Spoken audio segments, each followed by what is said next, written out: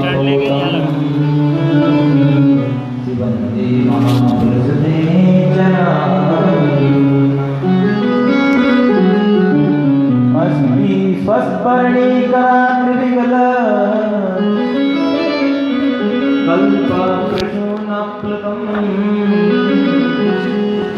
वस्तु प्रस्तुत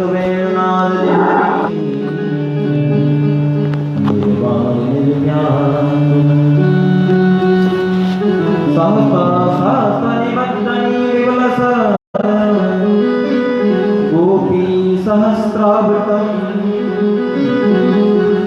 हस्तन्यासनतापवर्गमखिलो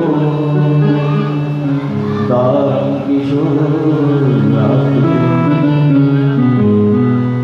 कृष्णत्वदीयपदपङ्कजपञ्जरान्ते अद्यैव विशतु मानसराजहंसा प्राणप्रयाणसमये कपविद्दवातैः कण्ठावरोधं स्मरणं वंशी विभूषितकराण्डमणिरिताभा पीताम्बरादरुणबिम्बफलाधरुष्ठा पूर्णेन्दुसुन्दरमुखादरबिन्दुनेत्रा कृष्णात् परं किमपि तत्त्वमहं न जाने। मूकं करोति वाचालं पंगं लङ्घयति यत्कृपातमहं वन्दे परिमानन्दमाधव। अतुलित बलिधाममहेव शैलावदेहम् धनुजीवनकृशालं ज्ञानिनामग्रगण्यम् सकलगुणनिधानं वानराणामधीशम् रघुपतिप्रियभक्तं वातजातं नमामि। नीलाम्बुजश्यामलकोमलाङ्गं सीतासमारोपितवामभागम् पाणौ महासायकचापम् नमामि रामं रघुवंशनाथं। कायेन वाचा मनसेन्द्रियैर्वा बुद्ध्यात्मना वा प्रकृतिस्वभावात् करोमि यत् सकलं परस्मै नारायणेति समर्पयामि। सच्चिदानन्दरूपाय विश्वोत्पत्त्यादिहेतवे तापत्रयविनाशाय श्रीकृष्णाय वयं नमः। यं प्रव्रजन्तमनपेतमपीति कृत्यं द्वैपायनो विरहकातर आजुहाव पुत्रेति तन्मयतया तर्वोऽभिधो तं सर्वभूतहृदयं मुनिमान् नारायणं नमस्कृत्य नरं चैव नरोत्तमं देवीं सरस्वतीं व्यासं ततो जयमुदीरये। धर्म प्रोचित कैतवोत्र परमो निर्मत्सराणां सतां वेद्यं वास्तवमत्र वस्तु शिविदं तापत्रयोन्मूलनम्। श्रीमद्भागवते महामुनिकृते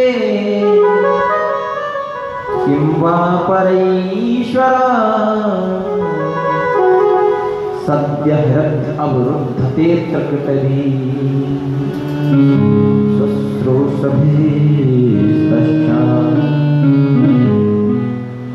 कृष्णाय वासुदेवाय हरये परमात्मने प्रणतक्लेशनाशाय श्रीकृष्णाय वयं नमः। वसुदेवसुतं देवं कंसचाणूरमर्दनं देवकी परमानन्दं कृष्णं वन्दे जगद्गुरुम्। योऽन्तः प्रविश्य मम वाचमिमां प्रक्षुब्धाम् सञ्जीवयत्यखिलशक्तिधरा स्वधाम्ना अन्याश्च हस्तश्रवणश्रवणानि अन्याश्च हस्तश्रवणानि प्राणान् नमो भगवते पुरुषाय तुभ्यम्। हास्यं हरेर्वनिताखिलोकतीव्रम् शोकाश्रुसागरविशोषणमृत्युदारम् सम्मोहनाय रचितं निजमायाश्च भूमण्डलं मुनिकृते मकरस्य अभोवगीयं स्तनिकालकूटम् जिघांसयापाययदभ्यसाध्वी लेभे गतिं धातृचितां तत्पुण्यम् कं वा दयालुं शरणं जय जय श्री राधारमण जय जय नवलकिशोर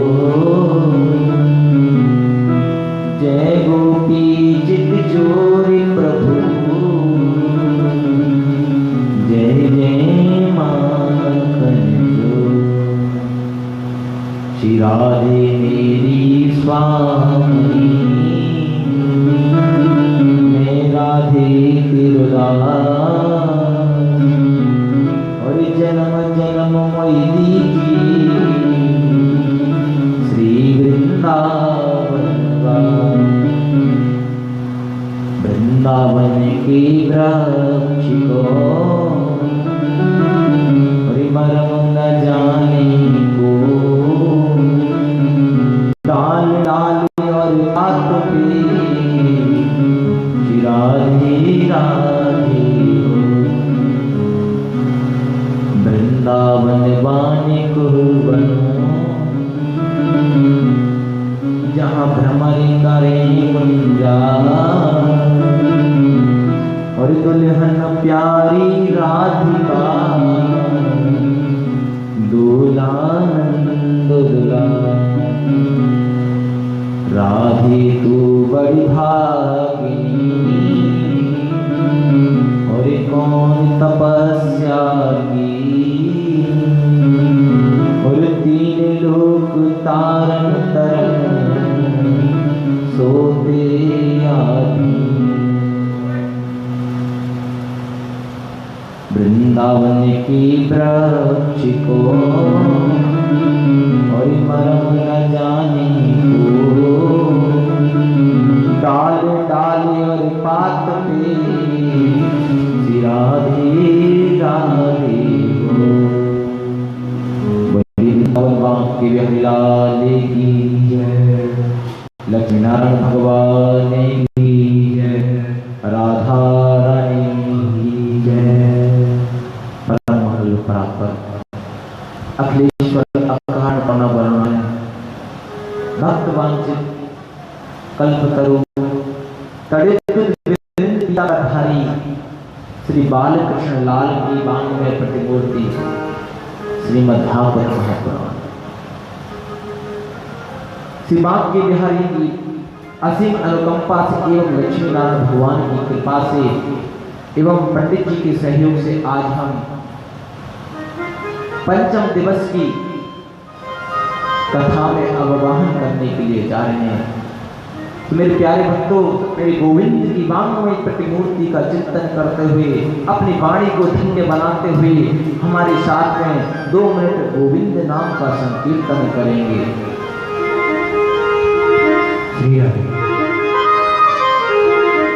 हरि कीर्तन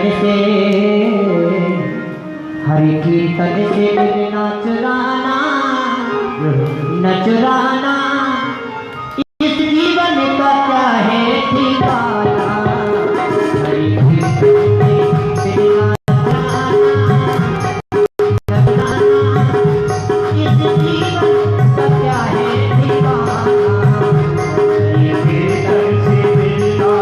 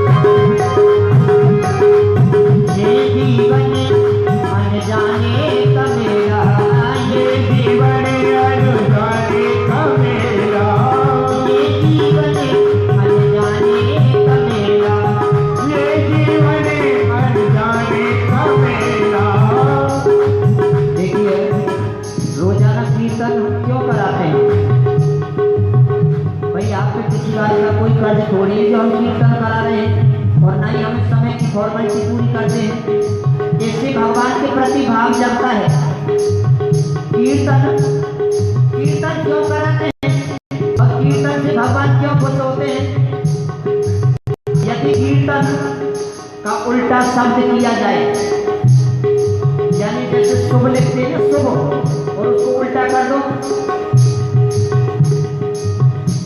तो ऐसे ही मानो कीर्तन को उल्टा किया जाए तो उसका बन जाता है नर्तकी। और नर्तकी किसको कहते हैं? जो गाने बजाने का काम करती है, रिझाने का काम करती है, जो लोगों के मन को रिझाती है। इसी तरह से ही ये भगवान का नाम है, जो भगवान के हृदय को चुराते हैं, भगवान इससे प्रसन्न होते हैं। और ये भी आप जानते हैं कि जब तक भगवान के कीर्तन में ताली नहीं बजती है ना, तब तक आनंद नहीं आता। देखिए हमारे ब्रज की कहावत है कि भोजन चाहे कितना भी सुंदर हो, लेकिन थाली में नहीं होना अच्छा नहीं लगता है। भोजन की शोभा थाली से और मकान की शोभा जाली से। मकान चाहे कितना भी सुंदर हो, लेकिन उसमें जाली या रोशनदान आप नहीं दोगे तो मकान अच्छा नहीं लगेगा। भोजन की शोभा थाली से, मकान की शोभा जाली से, और बगीचे की शोभा माली से, और ससुराल की शोभा साड़ी से।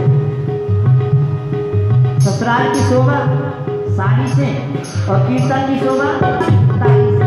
तो देखिए भगवान ने आपको हाथ दिए हैं, आपको हाथ दिए हैं, भगवान को ये दिखाना है कि भगवान आपने हाथ रखो।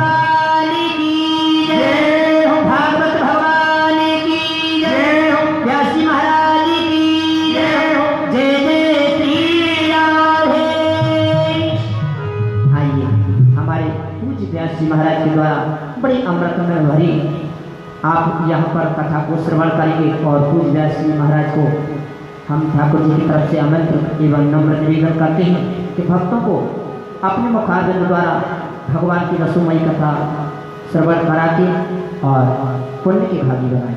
जय श्री राम। तो मेरे प्यारे भक्तों कैसे बोलना पड़ेगा? राधे राधे राधे राधे। कहते हैं कि बड़े भाग्य से नर तन पावा। ये जीव, ये हमको मनुष्य शरीर मिला है ना, बड़े भाग्य से मिला। हमने आपने न जाने कितने शुभ कर्म किए होंगे, कितने धर्म किए होंगे, कितने पुण्य किए होंगे, जिनका फल इकट्ठा होकर के तब जाकर के हमको ये मनुष्य जन्म मिला। कहते हैं मनुष्य जन्म अनमोल रे, माटी में ना रोल रे, अब की मिला है फिर ना मिलेगा, कब नहीं कभी नहीं, क्या पता मिले ना मिले। कहते हैं कि परमात्मा ने एक ही सृष्टि में, एक ही सृष्टि ऐसी बनाई है जिसमें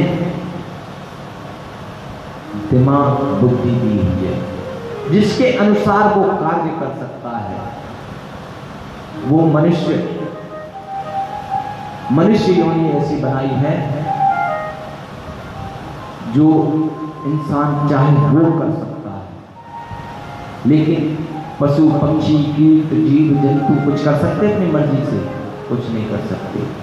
अगर जीव जंतु चाहे कि हम बाजार चले जाएं, कभी जा सकते हैं? नहीं जा सकते।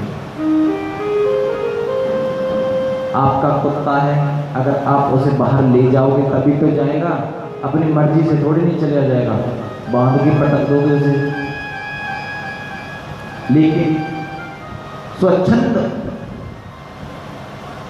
तरीके से अगर इंसान चलता है फिर भी पाप कर्म करता रहता है। कहते हैं कि इस जन्म को तो धर्म पुण्य के कार्यों में बिताओ, क्योंकि क्या पता अगला जन्म कैसा मिले। अगर कोई गाय है या भैंस है या कुत्ता है, बिल्ली है, वो चाहे कि हम भजन करें, वो भजन करते हैं? कभी नहीं करते। अगर मनुष्य चाहे कि हमको भजन करना तो भजन कर सकता है। वो परमात्मा की कथा सुनना चाहे तो कथा सुनता है। कभी कभी तो पुण्य उदय ऐसे होते हैं, पूर्व जन्म के संस्कार कैसे होते हैं। हमने कई जगह कथा की है तो वहां आकर के पांडाल में कुत्ते भी बैठ जाते थे, बड़ी शांति से कथा सुनते थे, इधर उधर नहीं सुनते थे। एक ग्रेटर नोएडा के पास में दनकौर पड़ता है, उसमें एक हीरा देवत है जो गांव की देवी होती है ना, एक कुल देवी होती है जैसे गांव की। नवरात्रियों में जहाँ हम स्नान कराने के लिए जाते हैं, वो गांव की पूरी की एक होती है। तो उसमें जब आरती होती है ना, शंख बजाते हैं, तो वो कुत्ते भी ऊपर को मुंह करके शंख बजाते हैं, साथ में आवाज निकालते हैं। शंख के साथ साथ शंख बंद तो वो भी बंद हो जाते हैं। कहते हैं उनसे कोई ना कोई ऐसी गलती हुई होगी, अपराध हुआ होगा जिससे उनको कुत्ता की योनि में आना पड़ा। लेकिन कुछ पूर्व जन्म के कर्म ऐसे थे जिससे उनको मंदिर में रहने की आदत है, परमात्मा के दर्शन करने को मिलते हैं। आरती होती है तो आरती भी करवाते हैं। कुछ तो ऐसे होते हैं कि जंगल में भटकते रहते हैं, मांसाहारी कुत्ते होते हैं। कहते हैं कि अगर इंसान चाहे तो सब कुछ कर सकता है। कहते हैं कि लोग होते हैं ना जो बुरे कर्मों के लिए, पुण्य कर्मों के लिए तो प्रेरित कर सकते हैं, लेकिन धार्मिक कर्मों के लिए प्रेरित नहीं करेंगे। अगर कहेंगे कि चलो भाई कथा श्रवण करें, हम तेरी क्या कथा सुननी, आजा बैठ जाए, और चुनाव कैसे चल रहे हैं, और कौन सा मंत्री आ रहा है, किसको वोट देनी है, जो बेफिजूल की बातें हैं उनको करेंगे, खुद आएंगे ना उनको आने देंगे। ये तो है नहीं, चलो भाई हम भी चलते हैं, आप चल रहे हैं। तो कहते हैं कि भागवत कथा कभी मनोरंजन की दृष्टि से नहीं सुननी चाहिए। ये हमारा कर्म है, ये हमारा धर्म है, कुछ ना कुछ तो हमको प्राप्त होगा। इस भावना से अगर कथा श्रवण करते हैं तो अवश्य ही आपका कल्याण होगा। लेकिन मनोरंजन की दृष्टि से जो कथा श्रवण करते हैं कि चलो थोड़ा टाइम पास हो जाएगा, तो आप ये समझिए कि वो पाप कर रहे हैं। तो मेरे प्यारे भक्तों, आप लोगों ने बड़ी श्रद्धा से, बड़े प्रेम से, बड़े भाव से 4 दिन की कथा श्रवण की, बड़ा आनंद आया, बड़े आनंद की अनुभूति हुई। लेकिन मेरा वही प्रतिदिन की तरह मैंने आपको कल क्या क्या कथा श्रवण कराई थी। लास्ट वाली को तो बता दोगे, पर लास्ट वाली से पहले क्या बताया पता है किसी को? उसको तो पता ही दोगे कि कल जन्मोत्सव होगा था जी। कभी पता होगा? देखो एक दूसरे को देख रहे हैं। देखो जो हमारे सामने माता जी बैठी हैं, ये तो भी संकोच से मैं सुनाया था क्या, मेरे राम जी की शादी भी हुई थी, उनका जन्मोत्सव भी हुआ था, राम रावण का युद्ध भी हुआ था, वामन भगवान का अवतार भी हुआ था, प्रहलाद का चरित्र भी हुआ था। हुआ था नहीं हुआ था? हुआ था। अब याद आ गया? आज के लिए कुछ बताया होगा वो भी याद है। आज मेरे गोविंद की बाल लीलाओं का वर्णन होगा और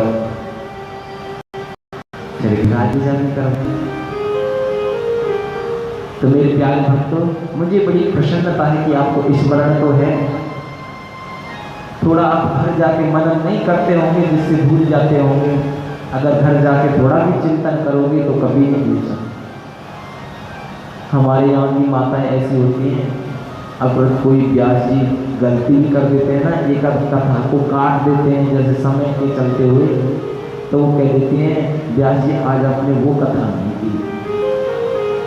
वो इतनी श्रद्धा से सुनती हैं, उनको याद है, पर लेकिन फिर भी सुनने के लिए जाती है। क्यों? क्योंकि ये कथा ऐसी है, जब तक नहीं सुनते हैं तब तक ही ऐसा लगता है, जब एक बार सुनने की चाह लग जाती है, जिसको मेरे गोविंद के नाम का चस्क लग जाता है, आदत पड़ जाती है, तो वो नहीं। तो कहते हैं कि आज सुखदेव जी महाराज राजा परीक्षित जी, हे राजन, उस छवि को निहारो, आज मेरे गोविंद पालने में सो रहे हैं और माता यशोदा निहारने में सभी ब्रज गोपियां दर्शन के लिए आ रही हैं, बधाई गा रही हैं। कहते हैं कि नंद बाबा इतना दान कर रहे हैं, इतना दान कर रहे हैं। कहते हैं नंद महीप इतना जो दियो और इंद्र कुबेरों की मत बोरी और देखत मोह लुटाह दियो, न बची बचिया छजिया न पिछोई। सुखदेव जी महाराज कह रहे हैं कि नंद बाबा ने इतना दान दिया, इतना दान दिया। कहते हैं कि जिसके यहाँ गोविंद आ गए उसके यहाँ तो लक्ष्मी तो आनी आनी है। लक्ष्मी आकर के खजाने पर बैठ गई नंद बाबा के। जितना दान दे दूना होता जाए, जितना दान दे उतना दूना होगा। अब तो कुबेर इंद्र की मति गौरी, मतलब वो भी आश्चर्य करने लगे कि इतना धन नंद बाबा पे आया कहां से। कहते हैं कि 7 आचार्य जो थे उनको 7 तिल के पहाड़ बना बना के, पहाड़ जानते हो पर्वत, तिल के बना करके उन पर सोने की चदरिया उड़ा करके 7 आचार्यों को दान दिए। कहते हैं कि बड़ी गाय लाखों का गाड़ी आज महान मन वाले हो गए और सभी ब्रज की गोपियां बधाई गा रही हैं, बड़ी मस्ती में झूम रही हैं। उन्हीं के बीच में एक बुजुर्ग बुढ़िया आ गई और कहने लगी लाला का है होए, क्योंकि ये कथा है ना, ये ब्रज की लीला है ना, ये ब्रज की लीला है।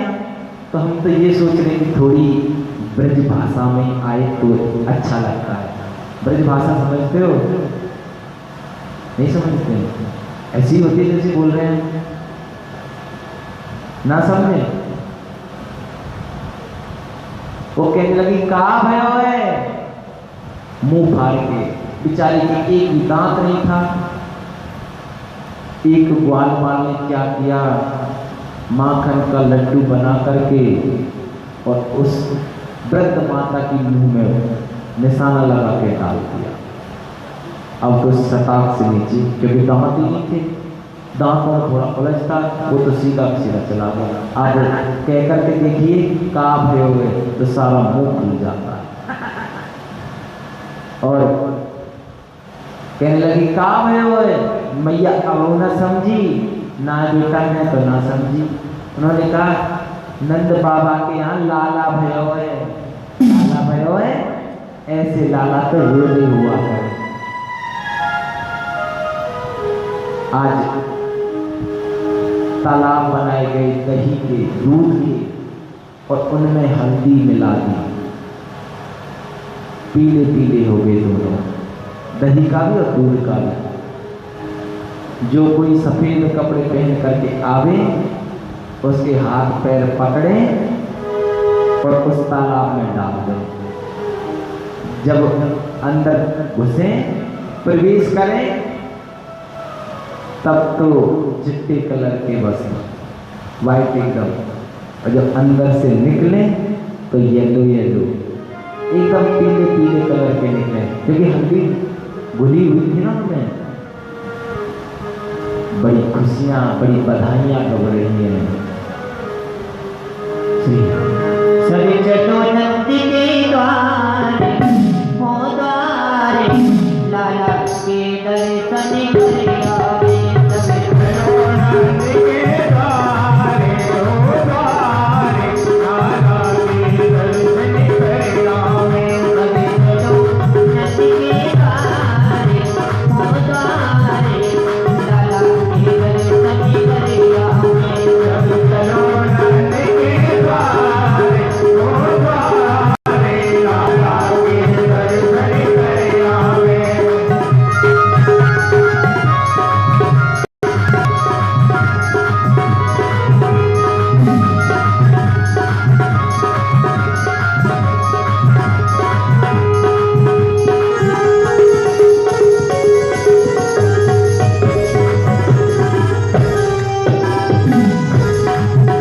यशोदा ने लाला जायो रे। यशोदा ने लाला जायो रे। यशोदा ने लाला जायो रे। यशोदा ने लाला जायो रे। यशोदा ने लाला जायो रे। यशोदा ने लाला जायो रे। हरे हरे आनंद से बधायो रे। हरे हरे आनंद से बधायो रे। यति हे रे ओ यति हे रे मंगल जाने हो जाने लाला के दर्शन कर आवे। सब चलो नंदी के द्वारे हो द्वारे लाला के दर्शन कर आवे।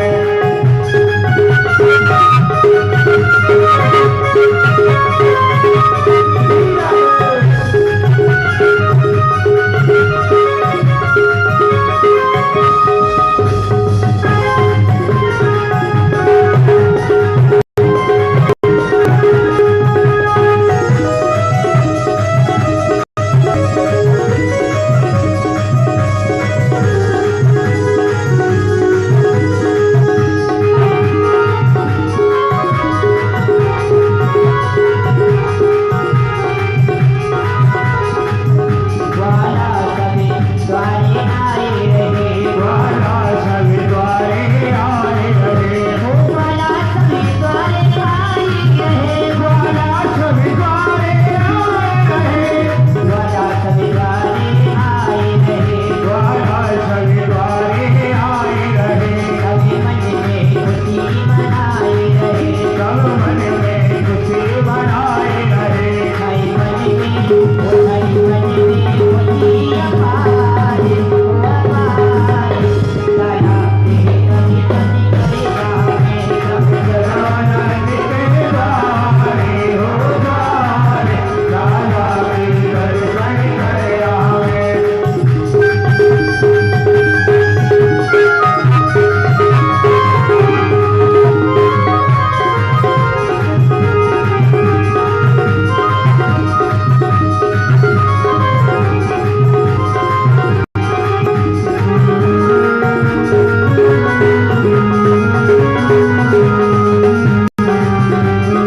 चलो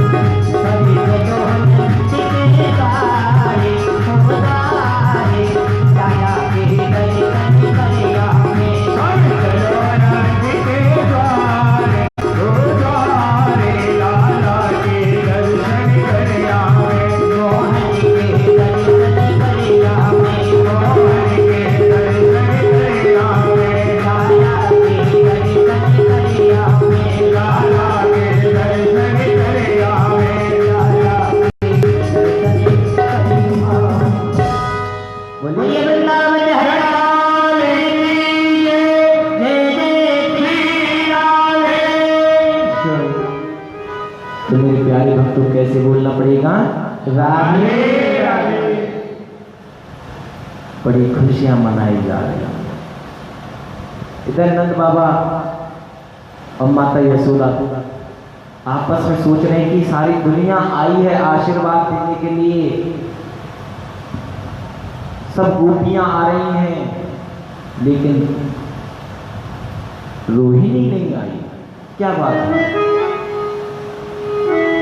कहते हैं आपने रोहिणी को देखा? उन्होंने कहा नहीं जी हमने तो नहीं देखा। वो क्यों नहीं आई? नंद बाबा और माता यशोदा लोग माता रोहिणी के यहाँ गए, क्योंकि माता रोहिणी नंद बाबा के यहाँ रहती थी। और रोहिणी से कह रही, क्यों बहना आप हमारे लाला को दर्शन देने क्यों नहीं आई? आप लाला को आशीर्वाद देने क्यों नहीं आई? सारी दुनिया आई है। तो माता रोहिणी कहने लगी मुझे जाता यही से बहुत बहुत लाला को आशीर्वाद है। नहीं अब तो आपको चलना ही पड़ेगा। कहते हैं कि जिस स्त्री का पति अगर संकट में हो तो उसको खुशियां नहीं मनानी चाहिए, उसको खुशियों में शामिल नहीं होना चाहिए, उसको श्रृंगार आदि नहीं करना चाहिए। कहते हैं कि क्रीड़ा शरीर संस्कार समाजोत्सव दर्शनम हास्यम परिग्रहेयानम तजे प्रोषित धर्तिका। कहते हैं कि क्रीड़ा शरीर संस्कार, कहते हैं जिस स्त्री का पति अगर आप उसके पास में नहीं हो, या देश से बाहर हो, या अपने प्रदेश से बाहर हो, या अपने घर से बाहर हो, उस स्त्री को खेल कूद नहीं करना चाहिए। शरीर संस्कार, शरीर के संस्कार भी नहीं करने चाहिए, श्रृंगार भी नहीं करना चाहिए। कहते हैं कि हम श्रृंगार किसके लिए करते हैं? किसके लिए करते हैं? अपने पति को दिखाने के लिए। जब पति है नहीं तो फिर किसके लिए करते हैं? नहीं करना चाहिए ना। फिर अड़ोसी पड़ोसियों की नजर जाती है, देखो पति भी नहीं तो कितना संघर्ष की रखती है। कहते हैं कि जब तक पड़े ना साजन की नजर श्रृंगार अधूरा रहता है। कहते हैं जब पति ही नहीं है तो फिर श्रृंगार किस लिए? उस स्त्री को श्रृंगार भी नहीं करना चाहिए जिस स्त्री का पति अपने से दूर रहता हो। कहते हैं समाज उत्सव दर्शनम, और सामाजिक उत्सवों में उसको भाग नहीं लेना चाहिए, क्योंकि वहां सभी तरह के लोग मिलते हैं, किसी की नजर कैसी होती है, किसी की कैसी होती है। हास्यम परिग्रहेयानम, उसको हंसी मजाक भी नहीं करना चाहिए। पुरुषों में खड़े होकर बहुत ऐसे होते हैं, खड़े हो जाते तो हंसी मजाक करने लग जाते हैं, क्योंकि लोग होते हैं क्या क्या मतलब निकाल लेते हैं। स्त्री का जो चरित्र होता है एकदम चिट्टे कपड़े की तरह होता है। अगर उस पर कोई थोड़ी सी भी छींटे किसी कलर की पड़ेगी तो दिखती है। कहते हैं कि चिट्टे कपड़े को बड़ा संभाल के रखना पड़ता है। वैसे ही अपनी आबरू को, अपनी इज्जत को बचाना आज के समय में बड़ा खतरनाक है, बड़ा औखा है आज के समय में। अगर किसी से बस दो हंस के बात क्या करनी तो तीसरा सोचेगा क्या बात है, इससे बड़ी हंस की बात कर रही है, कहीं कोई चक्कर तो नहीं है। चाहे वो कैसे भी या माँ समझ के बात कर रहा हो या बहन समझ के बात कर रहा हो, लेकिन दुनिया की नेगेटिव सोच जाएगी। क्या पता इसका पति तो रहता नहीं है यहाँ, क्या पता चक्कर चल रहा हो। लेकिन ऐसा हालांकि नहीं सोचना चाहिए कि हर बातें इसी रूप में नहीं होती हैं। माँ के दर्जे में भी हो सकती हैं, बहन के दर्जे में भी हो सकती हैं, बेटी के दर्जे में भी हो सकती हैं। कहते हैं परिग्रहेयानम, और उसको घर घर नहीं डोलना चाहिए। बहुत से ऐसे होते हैं कि टाइम पास नहीं हो रहा है तो आज इसके घर, कल उसके घर, परसों उसके घर, नहीं, अपने घर रहना चाहिए। माता रोहिणी कह रही है नहीं मैं नहीं जा सकती। अब माता यशोदा कह रही हैं बहना हमारा लाला रोज रोज तो होगा ना, आज हुए बड़े संतों के आशीर्वाद से, ब्राह्मणों के आशीर्वाद से, नहीं या उम्र में जब माता यशोदा को पुत्र हुआ था, उनकी पता है आयु कितनी थी? 80-85 वर्ष की। माता यशोदा कहीं इस उम्र में कोई पुत्र थोड़ी नहीं होते, लाला थोड़ी नहीं होते, संतों की कृपा थी। अब आज नहीं चलोगे तो फिर क्या है, ऐसी खुशी कोई बार बार थोड़ी नहीं होती है। माता रोहिणी कह रही है कि ये तो परमात्मा है, अब इससे क्या, अब तो मैं मेरे गोविंद का जो प्राकट हुआ है, सारी दुनिया जन्मोत्सव मना रही है, तो आज माता रोहिणी की श्रृंगार करके मेरे गोविंद के जन्मोत्सव में सम्मिलित हो गए। कहते हैं कि जन्मोत्सव तो 6 महीने तक चला। अब नंद बाबा कहने लगे अब ये तो जन्मोत्सव चलता ही रहेगा, अब ये थोड़ी नहीं है कि कार्यों को नहीं, कार्य भी तो करने जरूरी है। कहती कि सभी को कर जमा करना पड़ता है, टैक्स आजकल करते हैं, सर्विस टैक्स, इनकम टैक्स करते हैं, जमा नहीं करते हैं। पहले भी जो बड़े बड़े वो होते थे वो भी कर दे, राजा कंस को कर देने जाते थे, क्योंकि बड़े राजा थे वो, नंद बाबा छोटा था, तो वो कर देने के लिए जा रहे हैं कंस के यहाँ। कर दे करके जब वापस लौट रहे थे तो उनकी मुलाकात वसुदेव जी से हो गई और कह रहे हैं अहो ते देवकी पुत्रा कंसो नो बहवो हता एकावशिष्ट वरदाना साभी दिवागता। कहते अहो ते देवकी पुत्रो कंसो नो बहवो हता। बड़ा दुख है भाई, आपके 6 पुत्र हुए थे, दुष्ट कंस ने मार दिया, मार दिया। एक अवशिष्टा वरजा कन्या, एक कन्या थी जो लास्ट में हुई थी, उसको भी उस दुष्ट ने छोड़ा नहीं। बड़ा दुख है। और वसुदेव जी क्या कह रहे हैं, भैया इस बात की दुखी, एक पुत्र तो मेरा आपके पास है ही, बलराम जी, हम तो आप वाले को ही अपना मान लेंगे। अगर आपसे कोई कहे कि जो आपका पुत्र है, हम आपके पुत्र को ही अपना पुत्र मान लेंगे, और उसका पुत्र कोई मर गया हो, आप क्या कहोगे? यही तो कहोगे हाँ भैया तुम्हारा ही है, हमारा कहाँ है, तुम्हारा ये पुत्र। हमारे गांव में जब कोई बाहर से कोई आता है ना, तो जब पूछते हैं कि लड़का आपका ही है, तो पता है वो जवाब में क्या देते हैं, हाँ जी तुम्हारा ही है। वो ये नहीं कहेंगे हाँ जी हमारा ही है, तो ये कहेंगे हाँ जी तुम्हारा ही है, ये लड़का ये लड़की तुम्हारी ही है। तो थोड़ा अपनापन आ जाता है उससे, नहीं कहते नहीं जी हमारा है, हाँ जी हमारे ही है, थोड़ा उसे नहीं कहता है चलो कोई बात नहीं। उन्होंने कहा कि हाँ जी चिंता क्यों करते हो, आपके ही हैं जी। उन्होंने कहा फिर क्यों है, जबकि है ही दोनों उनकी। कंस के डर के मारे तो वहां छोड़ के आए थे, लेकिन नंद बाबा को क्या पता था कि मेरे यहाँ पुत्री हुई थी, कन्या हुई थी, कन्या को ये लेकर के आ गए थे, मेरा पुत्र को वहां छोड़ करके आ गए थे अपने को, वो तो अपना ही पुत्र समझ रहा था। वसुदेव जी कहने लगे आप जल्दी जाइए, क्योंकि कंस ने आपातकालीन मीटिंग बुलाई हुई है, पता नहीं किसको भेज दे, आप घर जाइए जल्दी से, क्या पता पुत्र के जीवन में कैसा संकट आ जाए। नंद बाबा कहने लगे वसुदेव जी से, थोड़े दिन मथुरा में बच्चे के खेलने के लिए, लाला के खेलने के लिए खेल खिलौने दिए थे सुनारे को, उनको लेता हुआ जाऊंगा। उन्होंने कहा ठीक है।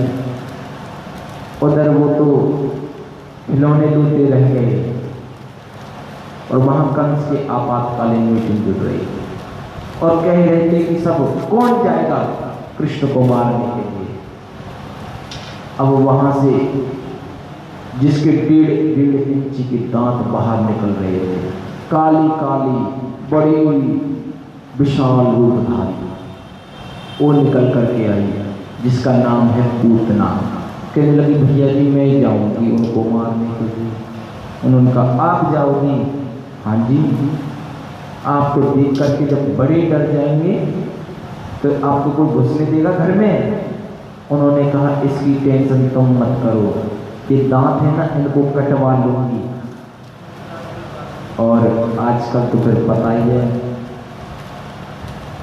अगर काली कोई स्त्री हो ब्यूटी पार्लर में जाएगी अभी तक काली है, ब्यूटी पार्लर में से निकल के आएगी ना तो आप पहचान नहीं सकते कि वही है ये। कहने लगी इस चीज की आप टेंशन मत लो। उन्होंने पता नहीं मेकअप शेकअप करवा के पाउडर वाउडर लगवा के एकदम गोरी चिट्टी हो गई। और लेडीजों का एक सबसे बहुत अच्छा तरीका है, ज़्यादा किसी से शर्म करनी है तो ऐसे करके घूंघट डाल दो, फिर क्या पता चलेगा काली है कि गोरी है। हमारे यहाँ पर घूंघट लगाती हैं देवी, जो पति से बड़े होते हैं ना उनसे भी घूंघट लगाती हैं, ससुर से लगाती हैं। अगर सास हो और वही पति हो तो पति से भी लगाती हैं। सास के सामने बहू घूंघट नहीं खोलती है पति की। पर यहाँ तो अजब ही है, ऐसे ही रहती हैं जैसे लड़की हो रहती है ना। मैं तो अमृतसर में आया था, देखा था न वहाँ ये पता चलता है कि शादीशुदा है कि बिना शादीशुदा है, क्योंकि आजकल जो फैशन है ना इसने सारा कुछ बिगाड़ दिया। एक साल तक जरूर पता चलेगा कि ये शादीशुदा, उसके बाद में क्योंकि वो चूड़ा पहनते हैं पहनते हैं उससे भले ही पता चल जाए, क्योंकि एक साल तक रखते हैं ना उन्हें, उससे पता चल जाता है। आप शादी के दूसरे दिन से जीन पहनने लग जाते हैं, टी शर्ट पहनने लग जाते हैं। मांग वांग भरना आजकल है ही नहीं किसी को, वो भरते हैं तो बड़ा छोटा सा भरेंगे, किसी को दिख ना जाए। अगर आंटी बोल दिया बस मैं उनसे मन से तुमको आंटी लग रही हूँ। अभी तो मैं आंटी नहीं बहन जी कहना पड़ेगा तो। चलो जी हम तो बहन जी कह देंगे, हमारा क्या है कि मैडम कहो मैम कह दो। कहते हैं कि मेकअप शेकअप करके घूंघट लगा करके बड़ा सुंदर कपड़े शपड़े सज धज करके एकदम जा रहे हैं पूतना जी ब्रज में, और न जाने कितने बच्चों को मारा, क्योंकि जो 15 दिन पहले जन्म ले चुके थे उनको मार दिया, और जो फिलहाल न हुए थे उनको भी मार दिया। जो छोटे छोटे बच्चे थे सभी को खाती पीती आ रही है।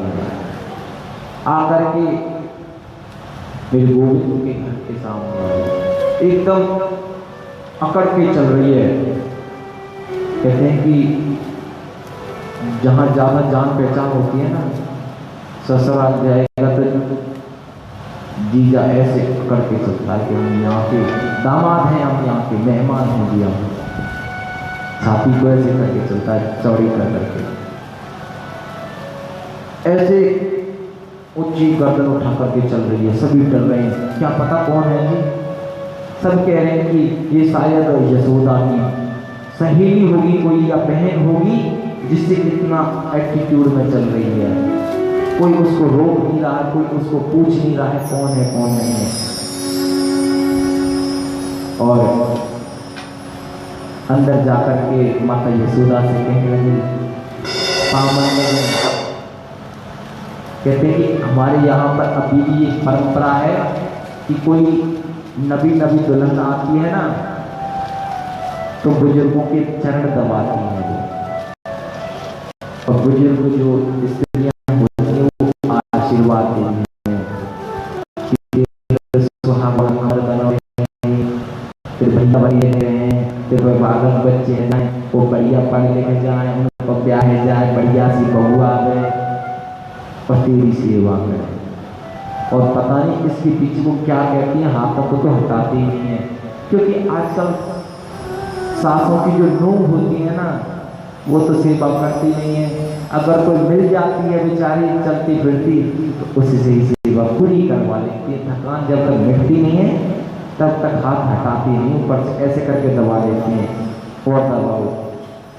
बेचारी जब थक जाती है तो अपने आप ही खड़ी हो जाती है, दादी तुम तो हटाओगी नहीं, मुझे ही उठना पड़ेगा। और ऐसे पाँव दबाए और कहने लगी कहाँ से हो आप बहना। उन्होंने कहा क्या बताएं बहना, हमारे स्वामी जी तो दर्शन कर गए, लाला को आशीर्वाद दे गए, हमने सोचा हमें क्यों पीछे रहे, हम भी दर्शन करें, हमें आशीर्वाद दी हमें लाला को। कि क्यों ना बहना, तुम्हारा ही लाला है, खूब दर्शन करो, खूब खिलाओ। और उसको गोदी में दे दिया और खुद अतिथि सेवा करने लगे। कहते हैं कि कोई गेस्ट आ जाता है ना, अतिथि आ जाता है तो उसकी ज़्यादा कुछ चिंता करते हैं, कहीं कोई नाश्ता किए बगैर ना चला जाए, किसी को खाना खिलाना, किसी को नाश्ता कराना, किसी को बिठाना, सबकी तसल्ली की जाती है। वो अतिथि सेवा में लग गई और पूतना ने मेरे गोविंद को जैसे ही गोदी में उठाया तो मेरे गोविंद ने नेत्र बंद कर दिए।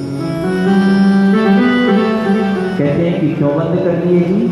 उन्होंने क्या, सुखदेव जी महाराज राजा परीक्षित से कहते हैं हे राजन, क्या इसलिए बंद किए होंगे क्योंकि मेरे गोविंद के नेत्रों में सूर्य और चंद्रमा दोनों है। दाईं आंख में सूर्य और बाईं आंख में चंद्रमा रहते हैं। उन्होंने ये सोचा होगा कि देखो उल्टा स्त्री कैसी है, लोग दर्शन करने के लिए आ रहे हैं, खुशी मना रहे हैं, और एक ये है कि मेरे गोविंद को मारने के लिए आई है। ऐसी उल्टा स्त्री को हम नहीं देखना चाहते, इसलिए बंद कर लिया। कुछ संत कहते हैं कि मेरे गोविंद ने इसलिए नेत्र बंद किए होंगे कि वो विष लगा करके आई थी ना अपने स्थानों से, तो कहने लगे कि हम तो विष पीते नहीं हैं। शायद आंख बंद करके शंकर भगवान का ध्यान किया होगा कि आओ शंकर भगवान, ज्यादा आपको ही आदत है जहर वहर पीने की, हम तो माखन मिश्री खाने वाले आदमी हैं जी। कुछ लोग कहते हैं कि इसलिए आंखें बंद की होंगी,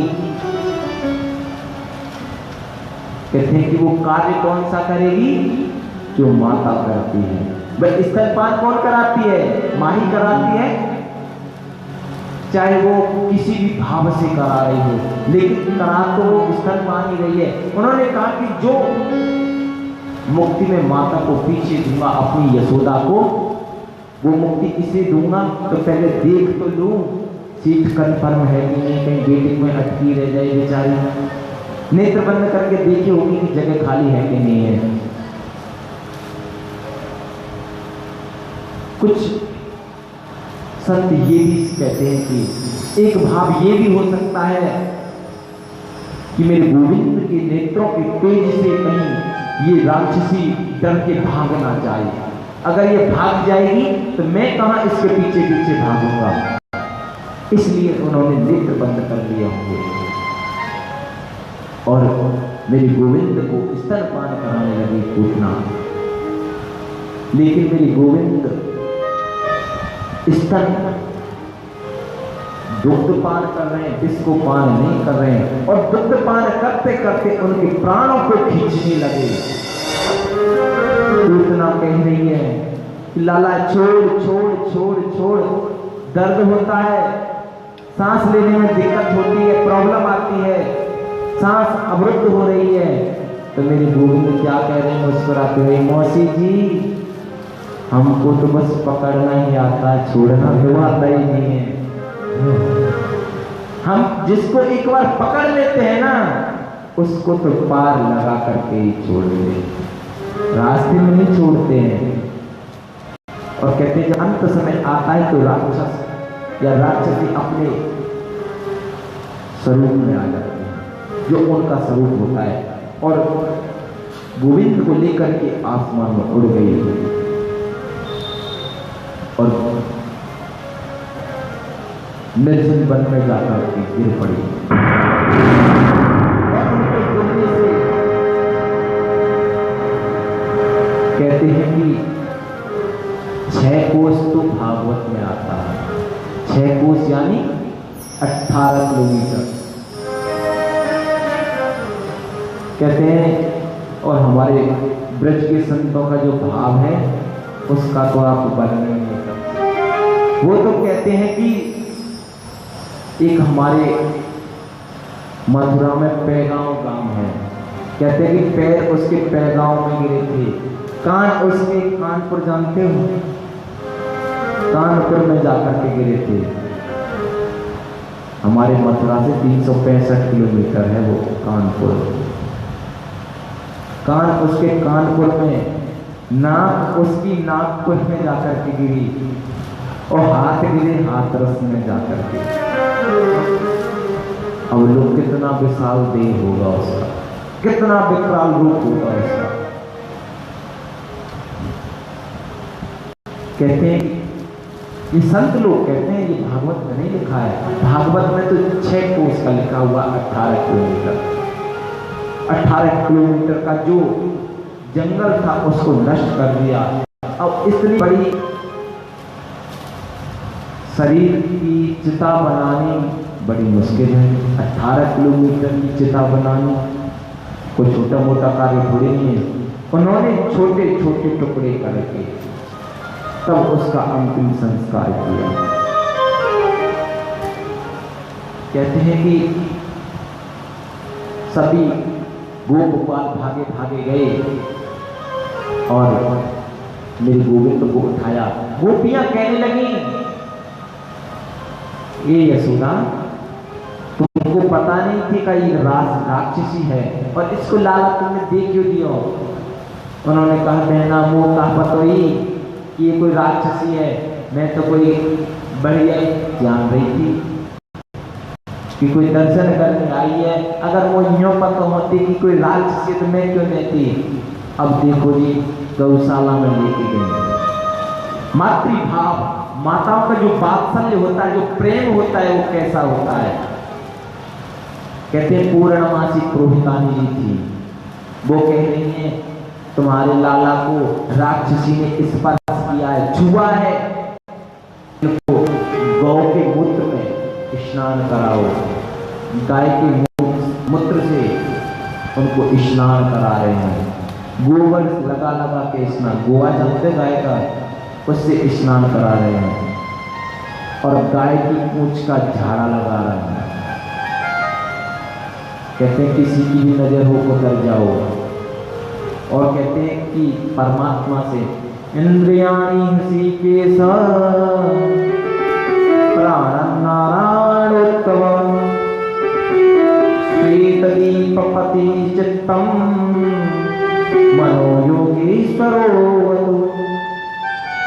कहते हैं कि इंद्रियाणि हृषिकेश, हे हृषिकेश भगवान, मेरे पुत्र की, मेरे गोविंद की इंद्रियों की रक्षा ऋषिकेश भगवान को।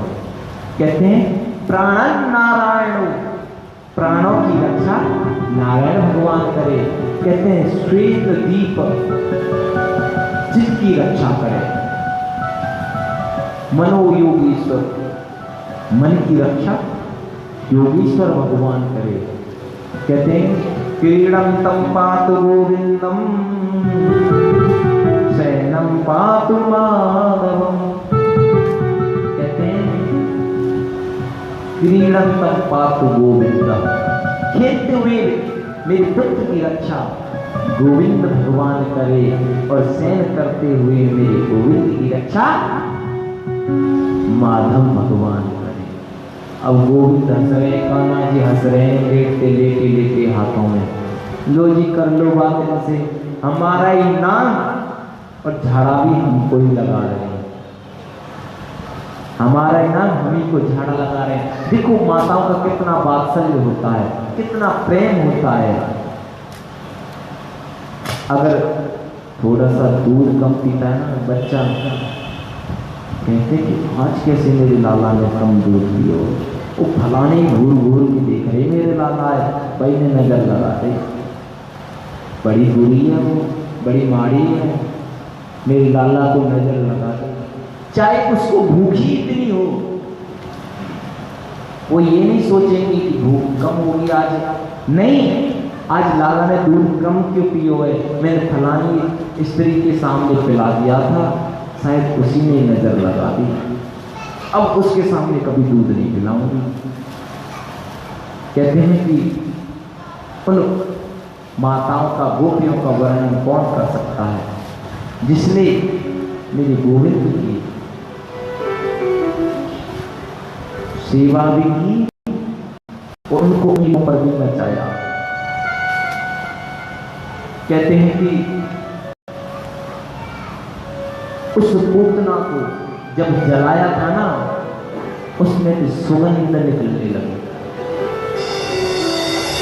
राजा परीक्षित कहने लगे सुखदेव जी महाराज से, हे राजा, हे महाराज जी, आप कह रहे हैं कि पूतना तो बड़ी दुष्ट थी, पूतना लोकपालनी राक्षसी रुधिरासना जिनास्यापि हरे स्तनम दत्तारापसदीतम।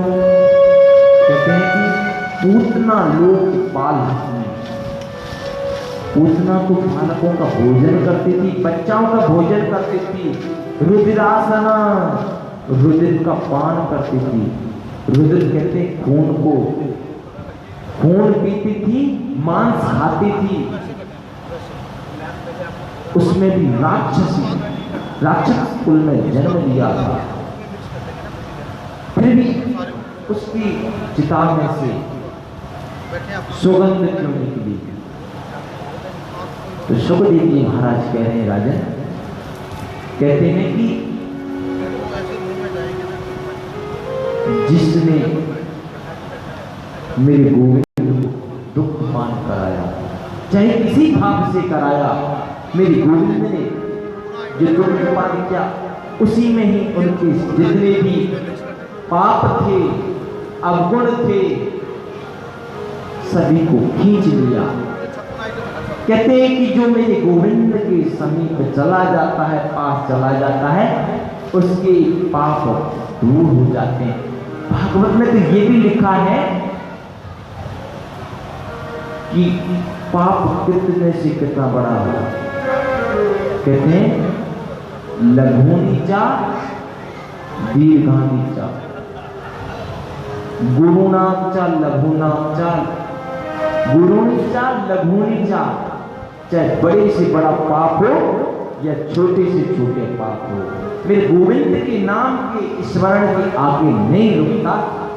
और जो गोविंद के समीप चला जाए तो फिर उसका तो कहना ही क्या है। कहते हैं कि आज 6 दिन के हुए थे, षष्ठी पूजन हुआ था, छठ पूजन, छठवें दिन का। हमारे यहाँ 6 दिन का जब लड़का हो जाता है, लड़की हो जाती है, तो एक औरतें देवी बनाती हैं दीवार पर। दीवार जानते हो, ऐसी दीवार पर एक देवी बनाते हैं, उसकी पूजा करते हैं रात में, और फिर पता नहीं उसकी लंबी आयु की कामना करने हो या पुत्री हो। षष्ठी ही पूजी थी कि पूतना आ गई थी। आज कहते हैं कि शंकर भगवान होते हैं ना, वो सभी के दर्शन करने जाते हैं। राम जन्मोत्सव मनाया गया था, उसके बाद में राम दर्शन लालसा के लिए मेरे शंकर भगवान गए थे। आज मेरे गोविंद की दर्शन करने के लिए बड़ा सज धज करके मेरे शंकर भगवान आ रहे हैं। और कहते हैं कि जैसे क्रीम पाउडर लगा करके आप लोग कहीं जाते हैं ना, किसी के यहाँ जाना हो क्रीम पाउडर, वैसे ही मेरे शंकर भगवान आज सज धज करके जा रहे हैं। स्नान किया, भस्म लगाई ताजा ताजा, भस्म जानते हो, जो चिता होती है ना, वो जब शांत हो जाती है, जो राख बन जाती है, उसको भस्म कहते हैं। उस भस्म को मेरे शंकर भगवान लगा रहे हैं और मृग की छाल मृगशाला हुए,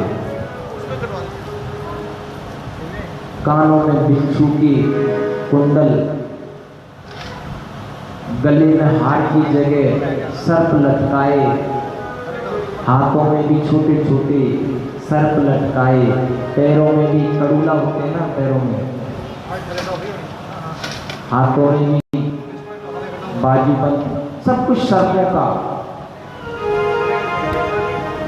और उन बिच्छुओं के नीचे कातर और लटकाते, बड़े शोभायमान हो रहे हैं शंकर भगवान और दर्शन करने के लिए आ रहे हैं।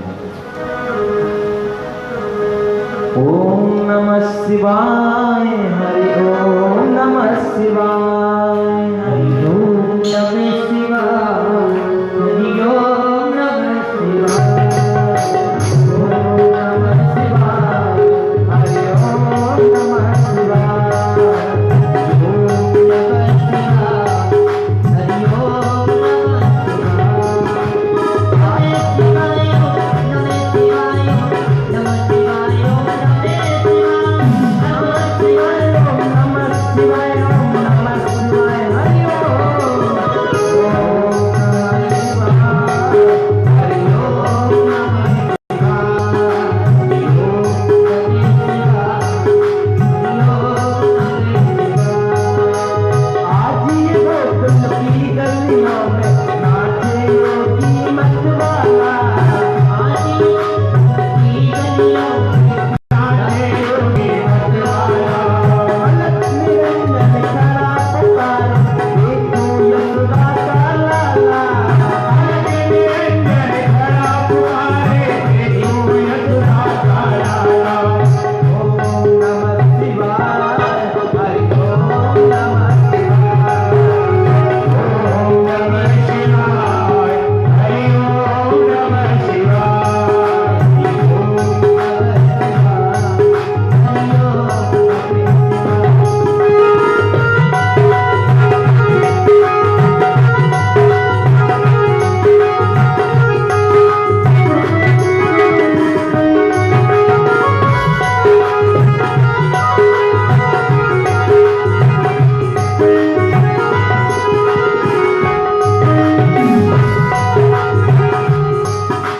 आए गोकुल गाँव में भोला, मन में अति उत्साह लिए, आए गोकुल गाँव में भोला, मन में अति उत्साह लिए, चले शंभू के रथ आए, सरस्वती मन में चाह लिए, चले भोला तो मन में सरस्वती में।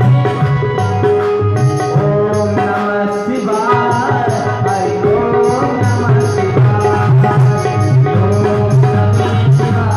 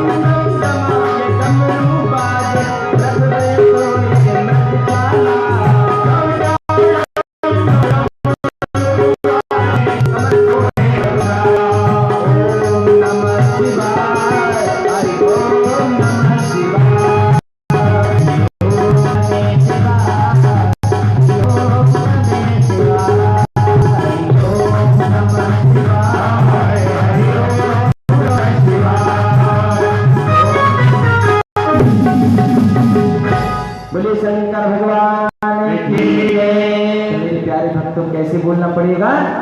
राधे राधे। आज मेरी शंकर भगवान मेरी गोविंद के दर्शन करने के लिए गोकुल में आए हैं। कहते हैं माथे पे चंद्रमा विराजे, नाम पड़ा भोला बाबा, हाथों में त्रिशूल न साजे, गले में मुंडों की माला, डम डम डमाडम डमरू बाजे, तन पर सोहे मृगशाला। आज ये गोकुल की गलियों में नाचे योगी मतवाला, अलग निरंजन खड़ा पुकारे, देखूं यशोदा का लाला। आज मेरे भोले बाबा बड़े संघर्ष करके टिप टॉप तरीके से गोकुल नगरी में आए और माता यशोदा से कह रहे हैं, माता यशोदा मुझे लाला के दर्शन करवाए जाए। मैया देख के डर गई। मैया डर गई तो अब दर्शन पुत्र के थोड़ी नहीं करा देगी। माता यशोदा कह रही, ना बाबा ना, जब तुझे देख करके मोए डर लग रहा है तो मेरे लाला तो हुआ थे बहुत डर पे। तो तेरे गले में देखिए सर्प लटक रहे हैं और सर्प से मेरे लाला बहुत डर लगे ना, तो दर्शन ना करा सकूं। जो तो चाहिए वो बता दे, हीरे चाहिए, मोती चाहिए, नाज चाहिए, कनक आटा चाहिए या दाल चाहिए, जो भी कुछ चाहिए बता दे, पर तो दर्शन ना करा लाला। मेरे शंकर भगवान कहने लगी माता यशोदा से, भैया अभी तुमने योगी हंटर नहीं देखी है? उन्होंने कहा अभी आप अज्ञान हो बाबा, आपने त्रियाहट नहीं देखी है? एक बार जब स्त्री जिस बात पर अड़ जाती है ना, राम राम राम।